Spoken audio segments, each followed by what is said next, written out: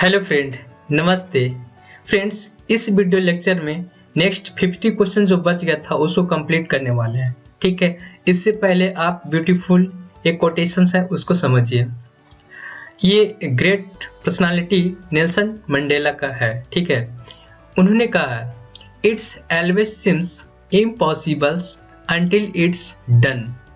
It means यह हमेशा असंभव सा लगता है, यह हमेशा असंभव सा लगता है जब तक कि पूरा ना हो। हम किसी कार्य के संदर्भ में देखें तो लगता है कि यार ये तो बहुत डिफिकल्ट है, नहीं हो पाएगा। ठीक है, लेकिन फ्रेंड्स यहीं पे ध्यान देने की जरूरत है। Impossibles carry it self I am possible. It means impossible नाम का कोई चीज नहीं होता है। अगर आपके पास डेडिकेशन है करने की, वो जज्बा है, तो जरूर कर पाइएगा।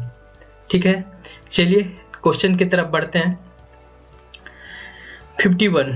ठीक है, 51 में देखिए कि विश्व का सर्वाधिक समस्यात्मक जलीय घास फूस है। क्या है? तो आप देखेंगे कि है इक्ष्वानिया। ये वर्ल्ड जियोग्राफी से है, वर्ल्ड जियोग्राफी से। ठीक है, तो वर्ल्ड जियोग्राफी में हमें सबसे ज्यादा क्या ध्यान देने की जरूरत है? सबसे पहले आप ना बाउंड्री ध्यान दीजिए, जो आपको जैसे कि ब्लैक सी। ठीक है, ब्लैक सी हो गया, कैस्पियन सी हो गया, मेडिटेरेनियन सी हो गया।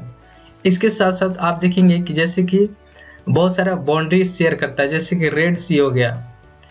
ठीक है, और इसके साथ जो वर्ल्ड बाउंड्री शेयर करता है वो कंट्रीज, उस पर आपको ध्यान देने की जरूरत है।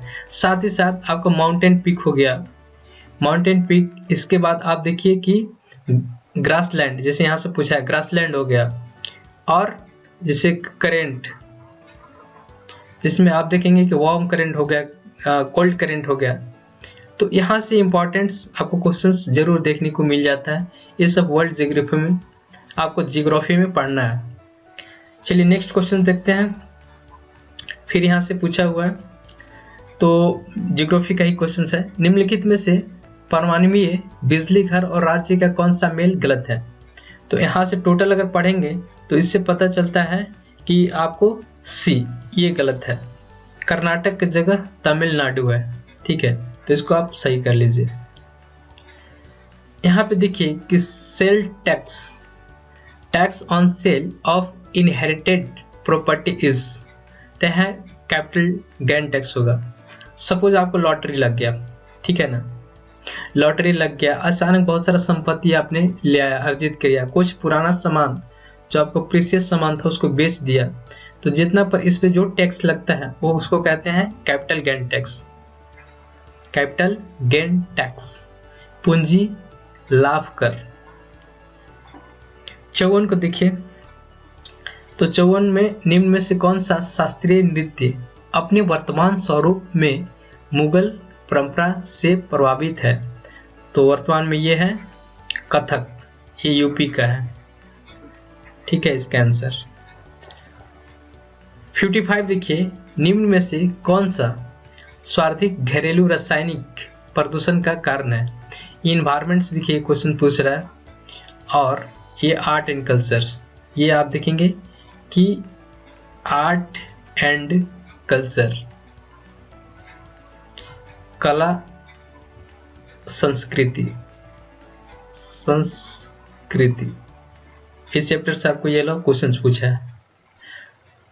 तो इन्वायरमेंट से देखिए क्वेश्चंस क्या पूछ लिया कि निम्नलिखित में से कौन सर्वाधिक घरेलू रासायनिक प्रदूषण का कारण है? ठीक है, तो ये है इसका, आप देखेंगे कि कोयले जलाने से, कोयले जलाने से बहुत सारे गैस निकलते हैं, हानिकारक जो रहता है ना वो गैस निकलते हैं, और वो पॉल्यूशन का मेन रीजन है। अब जो इंडोर होते हैं, इंडोर में मेन रीजन यही है। आप देखते थे पहले कोयले से खाना बनता था। निम्नलिखित में कौन लौह धातु का एक आयस है? ठीक है, आयरन ओर है। ठीक है, ओर ऑफ आयरन मिनरल्स, तो इसका आंसर होगा हेमेटाइट। ठीक है, इसमें से आप नेक्स्ट देखिए कि आप क्रोमाइट क्रोमियम का मैलाकाइट, मैलाकाइट कॉपर का, एंड बॉक्साइट एल्युमिनियम का। तो ये सब आप यहाँ से देख सकते हैं।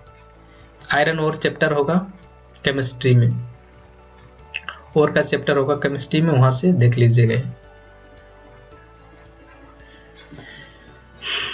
निम्न में से कौन सी शहरी जीवन को विशेषता नहीं है? जो लाइफ स्टाइल है, ठीक है, अर्बन लाइफ स्टाइल, अर्बन, ठीक है। शहरी, शहरी में क्या है? देखिए इनफॉर्मल टाई,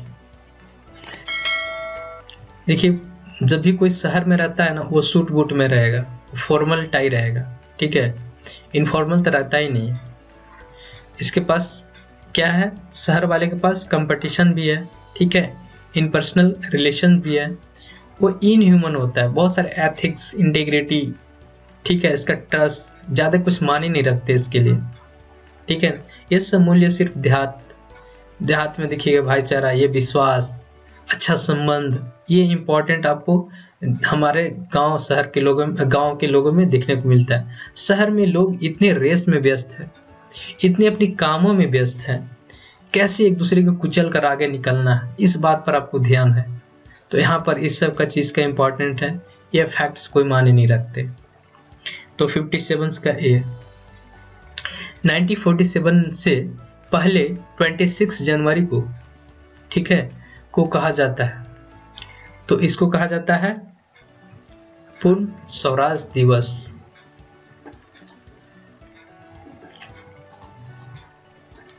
ठीक है, थोड़ा सा क्वेश्चन छूट गया है तो देख लेते हैं। चलिए 59 देखिए, निम्न में से किन्हें भारत के अंतरिक्ष कार्यक्रम का जनक माना जाता है?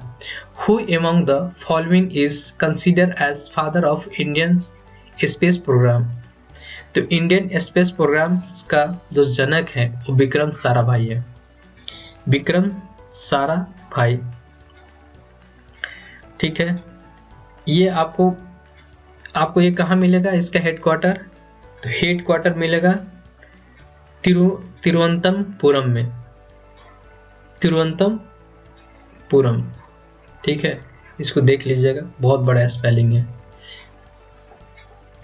भारत में दूसरी सबसे बड़ी जनजाति कौन है? तो इससे पहले क्वेश्चन आता है कि सबसे बड़ी जनजाति कौन है।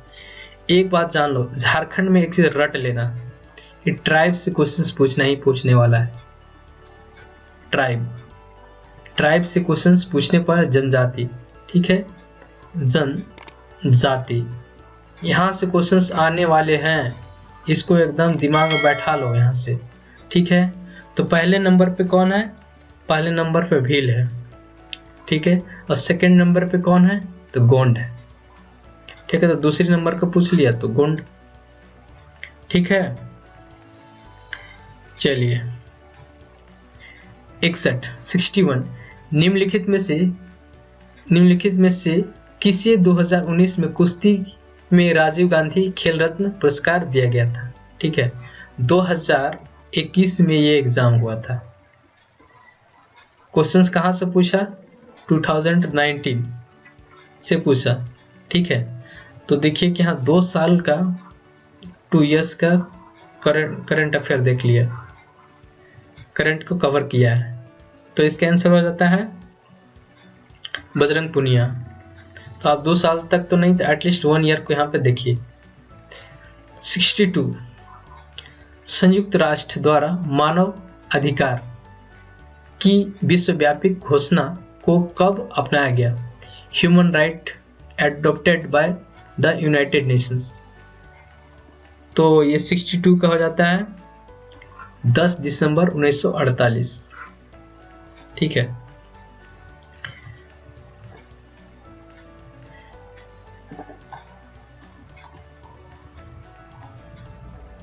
यहाँ पे देखिए, ब्रिटिश प्रधानमंत्री विंस्टन चर्चिल ने नोबेल पुरस्कार जीता था, ये साहित्य में जीते थे, ब्रिटेन के प्रधानमंत्री थे। निम्नलिखित भारत के राज्यों में से कौन सा राज्य सर्वाधिक वनाच्छादित, ठीक है, और डेंस होगा, मतलब हाईएस्ट फॉरेस्ट डेंसिटी किसका है? मिजोरम का। तो आपको यहाँ पे जो वनच्छादित होता है वो वन का जो डेंसिटी होता है जो है ना, वन भी पढ़ लीजिएगा, वन वाला भी पूरा क्वेश्चन यहाँ से पूछता ही पूछता है। 65 देखिए, भारत के प्रधानमंत्री द्वारा शुरू की गई रोरो फेरी किन 2 स्थानों से जुड़ती है? 65, ठीक है। तो 65 में आप देखेंगे तो ए घोगा और दाइज। 66, निम्नलिखित से कौन सा आपदा के बाद का उपाय है? आपदा जब होगा तो सबसे पहले अर्ली वार्निंग होगा, ठीक है, जोनिंग होगा। आपदा का बाद का, तो आपदा के बाद क्या हो सकता है? रिकंस्ट्रक्शंस, मतलब पुनर्निर्माण, रिकंस्ट्रक्शंस इसके बाद का काम है। अब ये पहले की काम है, ये जो दिखाई दे रहा है ये सब पहले की काम है, ठीक है। 67, भारतीय राष्ट्रीय ध्वज के प्रारूप को किस दिन स्वीकार किया गया? तो इसमें देखेंगे 67 में सी, जुलाई 22, 1947, ठीक है। 60, ठीक है। तो 68 देखिए, भारत में राष्ट्रीय मानवाधिकार आयोग का वर्तमान अध्यक्ष कौन है? तो उस समय का करंट अफेयर था, अभी देख लीजिएगा कुछ चेंज हुआ है, क्या हुआ? तो यहाँ पे न्यायमूर्ति HL दत्तू है। राष्ट्रीय आपदा प्रबंधन प्राधिकरण का गठन कब हुआ? यह है 2005 में, ठीक है। यहाँ सूचना का अधिकार भी इसी समय आया था, ठीक है, राइट ऑफ इंफॉर्मेशन इसी समय आया था। तो आपदा, राष्ट्रीय आपदा प्रबंधन 2005।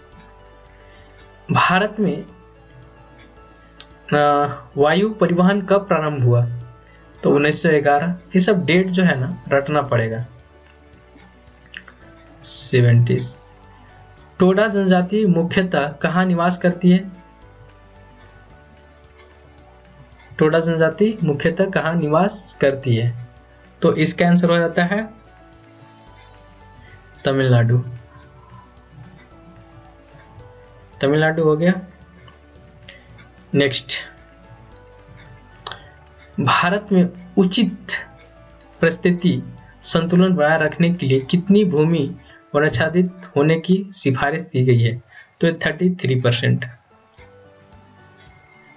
33%। किस राज्य में सौर ऊर्जा के विकास की सर्वाधिक क्षमता है? तो सभी आप लोग पता होगा, ताकि यहाँ डेजर्ट है, राजस्थान मरुस्थल है राजस्थान में, तो यहाँ पे ज्यादा चांसेस है। 74 देखिए, निम्नलिखित में से किस परमाणु ऊर्जा संयंत्र की स्थापित क्षमता सर्वाधिक है? ठीक है, यहाँ पे तो तारापुर, कगरापारा, कैग, नरोरा। ठीक है, यहाँ पे देखेंगे तो आपको देखने को मिलता है तारापुर। अब यहाँ देखिए तारापुर है कहाँ? तो तारापुर है महाराष्ट्र में। कगरापारा कहाँ है? यह है गुजरात में। कैगा कहाँ है? यह है कर्नाटक में।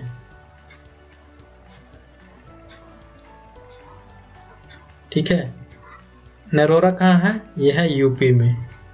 तो ऐसा आपको याद रखना पड़ेगा अच्छे से। भारत में सर्वाधिक जनजाति कौन सी है? तो मैंने पहले ही बता दिया था, भील। भील आपको पहले ही बता दिया था।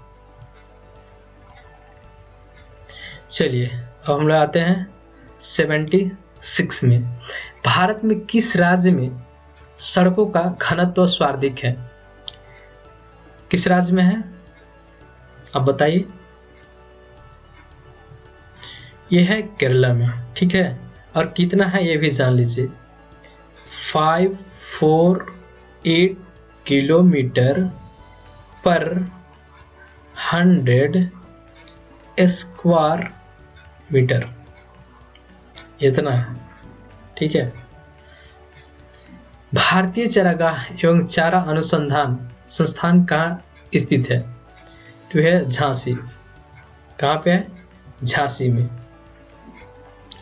78 देखिए, भारत का बृहत्तम प्राकृतिक बंदरगाह कौन सा है? ठीक है, which is the largest natural port in India?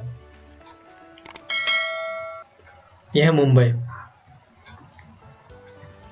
Hindi के पश्चात कौन सी भारतीय भाषा विश्व में सर्वाधिक बोली जाने वाली भाषा है? तो आपको बंगाली। 80 देखिए, मौर्य साम्राज्य के पेशावर के निकट उत्तर पश्चिम भाग में अशोक के शिलालेख थे, कौन सा लैंग्वेज में है वो बताना है। ए आपको था खरोष्ठी लिपि। खरोष्ठी लिपि में देखिए, इसका जो लिखने का तरीका था राइट से, ठीक है, लेफ्ट की ओर। हम लोग जनरली लेफ्ट टू राइट लिखते हैं, यहां था राइट टू लेफ्ट की ओर। ये सब कहां से क्वेश्चन पूछ रहा है? ठीक है, ये जनरली आप देखेंगे तो या तो एंशिएंट से या फिर आर्ट एंड कल्चर से, वहां से भी कवर हो जाएगा। ये तो एंशिएंट का पार्ट है, ये एंशिएंट प्राचीन का, प्राचीन भारत।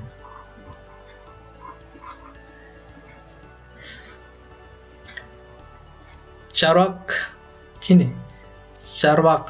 चार्वाक दार्शनिक प्रणाली, यह है लोकायत प्रणाली भी कहते हैं इसको।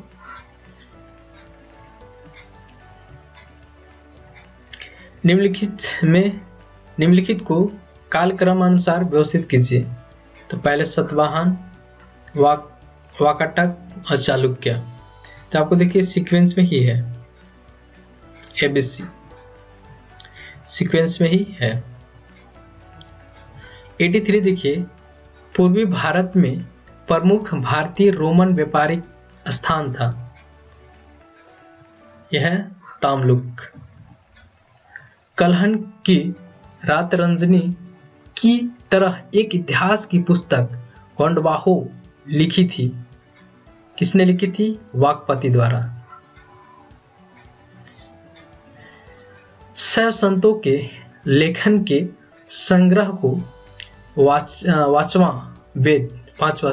पांचवा, ठीक है, फिफ्थ वेद भी समझा जाता है। उपरोक्त संग्रह का क्या नाम है? यह है तिरुमुराय। कौन सा है? तिरुमुराय। निम्नलिखित राज्यों में से दो भाइयों हरिहर तथा बुक्का ने किसकी स्थापना की? तो विजयनगर राज्य की।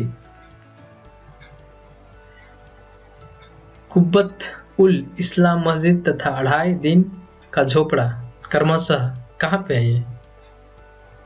यह दिल्ली एवं अजमेर में। मध्यकाल की सरकार एक समग्र संरचना थी, ये विलय था, ठीक है। The government of medieval period was a composite structure. It was a fusion of, ते था फारस, अरब, तुर्क, मंगोल, भारतीय तत्वों का। विशिष्ट अद्वैत सिद्धांत के स्थापक कौन थे? विशिष्टाद्वैत के कौन थे? ते थे रामानुजाचार्य।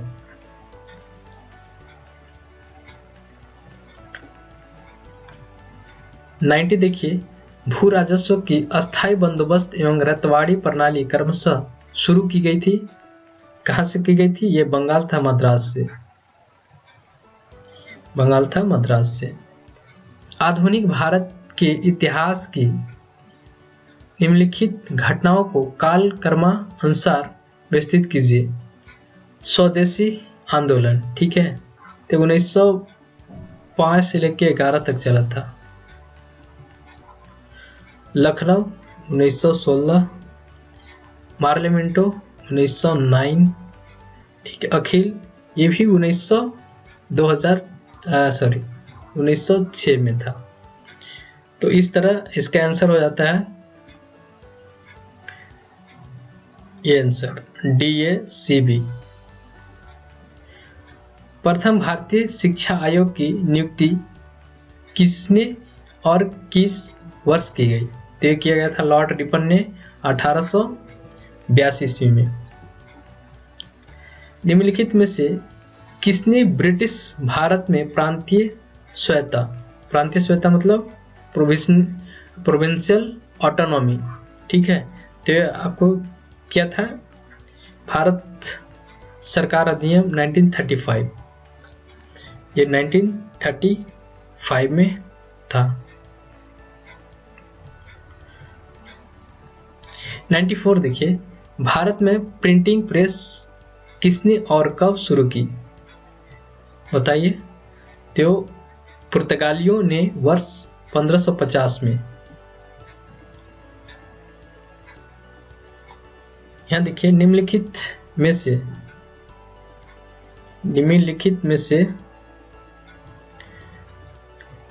में से कौन सा भारतीय राज्य भूटान के साथ सीमा नहीं बांटता?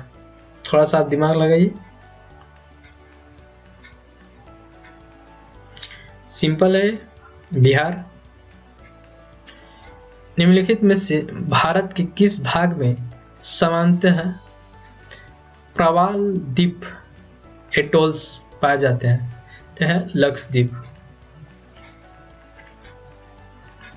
भारतीय उपग्रह श्रृंखला INST, देखिए यह है साइंस एंड टेक का स्पेस चैप्टर यहां से हो जाएगा ये।